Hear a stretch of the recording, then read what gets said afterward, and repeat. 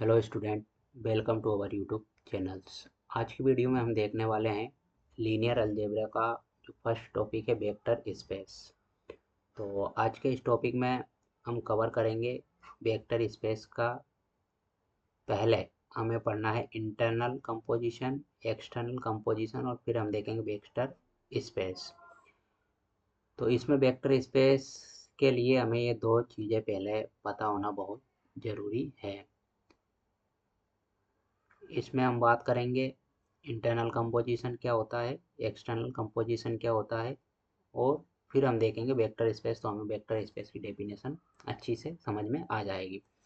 ये हमारा लेक्चर है CSIR नेट वालों के लिए, जो MP सेट की अभी प्रिपरेशन कर रहे हैं उनके लिए, IIT JM वालों के लिए, और भी गेट एग्ज़ाम जो मैथमेटिक्स सब्जेक्ट से होता है उन सब के लिए हमारा लेक्चर जो है, ये वीडियो काफ़ी हेल्पफुल रहेगा। और ये काफ़ी इम्पोर्टेंट टॉपिक है वेक्टर स्पेस, और बहुत इजी टॉपिक है।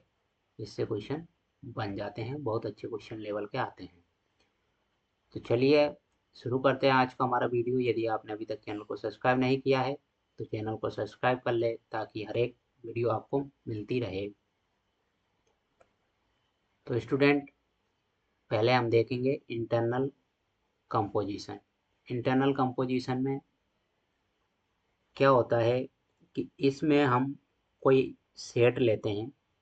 सपोज हमने सेट लिया ए स्टार बी।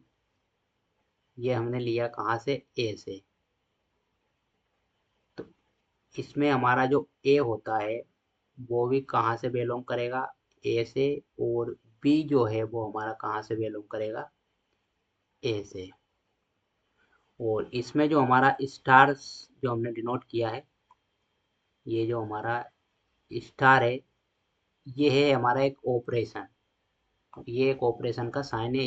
इसमें हम एडिशन भी ले सकते हैं, मल्टीप्लिकेशन भी हो सकता है, और डिफरेंस, डिवाइड वगैरह ये हमारा स्टार ऑपरेशन को डिनोट करता है। इसमें यदि हम एग्जांपल आपको बताएं, यदि हम दो एलिमेंट लेते हैं एन से यदि हमने लिया 2 और एक लिया हमने 3, तो इसमें हम लगाते हैं एडिशन ऑपरेशन। एडिशन ऑपरेशन में क्या देखते हैं हम? ए प्लस बी कहाँ पे आना चाहिए? हमारा ए में ही आना चाहिए। और तो इसके अनुसार 2 + 3 ये कहाँ कितना आएगा? 5 आएगा, जो कि हमने किससे लिया था? एन से। तो यदि हम इन दो नंबर को ऐड करते हैं तो ये हमारा कहाँ जाएगा? एन में ही जाएगा। तो इस तरह से जब भी हम इंटरनल कंपोजिशन लगाते हैं तो उसके लिए जो हमारा फील्ड होता है वो सेम फील्ड होता है।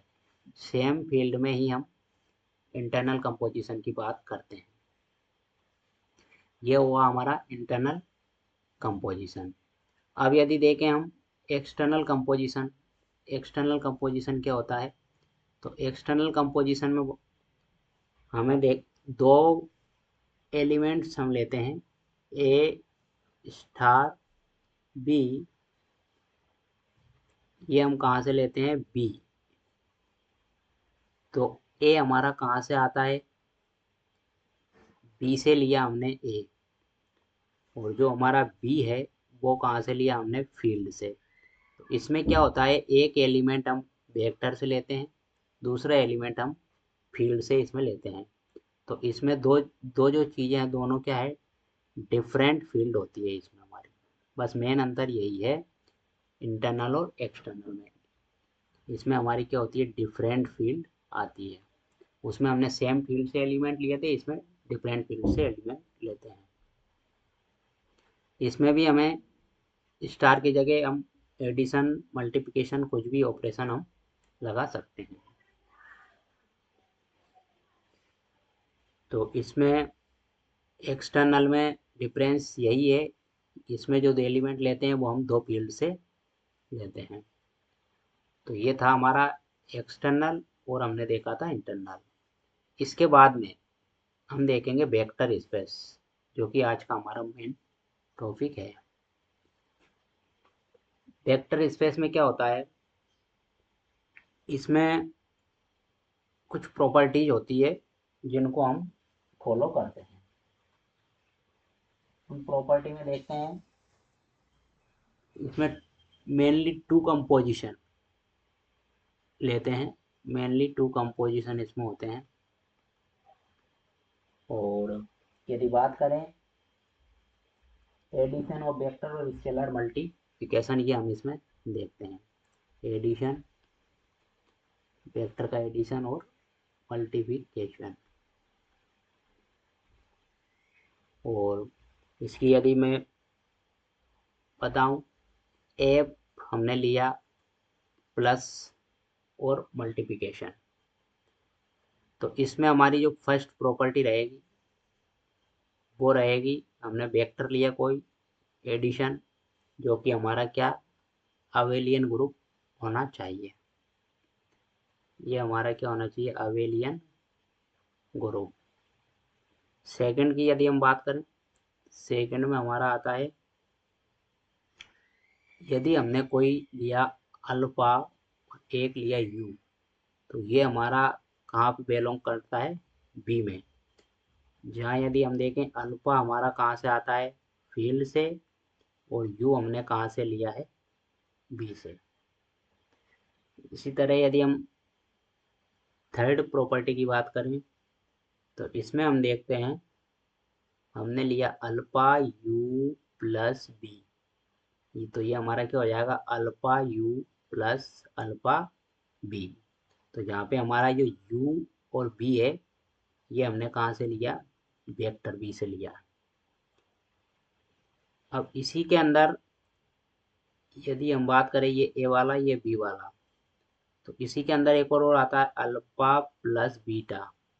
ये दो हमने लिए, और इसमें लिया हमने एक यू से, यू लिया, तो इसका भी क्या हो जाता है, alpha U plus beta you. तो इसमें हमारा अल्फा बीटा कहाँ से आता है, फील्ड से। अल्फा बीटा हमने फील्ड से लिया। और इसी में एक और आता है हमारा, जो कि होता है मल्टीप्लिकेशन अल्फा इंटू बीटा।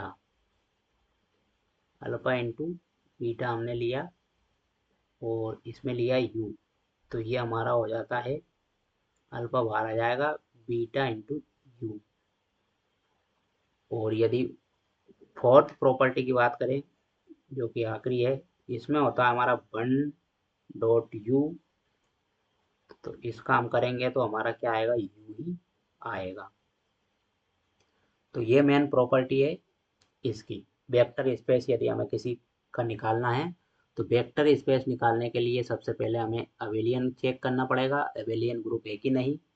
उसके बाद में हमें देखना पड़ेगा दो एलिमेंट का मल्टीप्लिकेशन, जो है हमारा दोनों एलिमेंट अलग अलग फील्ड से आ रहे हैं, तो उसका मल्टीप्लिकेशन जो है हमारा, उसमें वेक्टर्स में आता है कि नहीं। और फिर तीसरी प्रॉपर्टी में हम देखेंगे तीन, ए बी सी।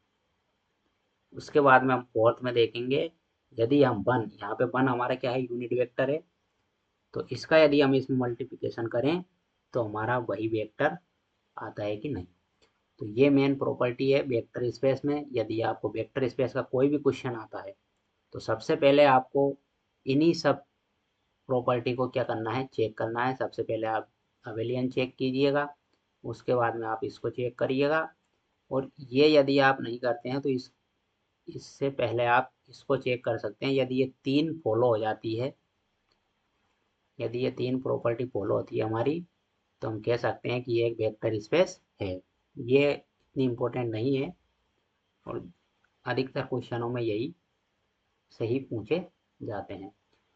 तो दोस्तों, वीडियो आपको कैसा लगा, यदि आपको वीडियो अच्छा लगा है तो शेयर कीजिएगा, और चैनल को यदि आपने अभी तक सब्सक्राइब नहीं किया है, तो चैनल को सब्सक्राइब कर लीजिएगा। धन्यवाद।